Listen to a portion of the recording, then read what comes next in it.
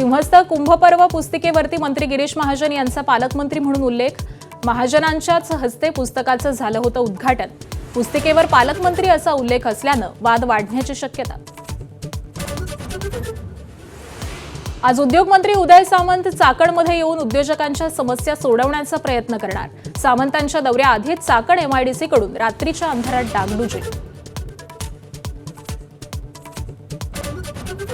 विरोधी पक्षनेते राहुल गांधींना लोकसभा सचिवालयाची नोटीस। नीट पेपर फुटी प्रकरणी लोकसभेतील चर्चेत इडियट आणि अंधभक्त शब्द वापरल्यानं कारवाई। 28 ऑगस्टपर्यंत उत्तर देण्याची मुदत।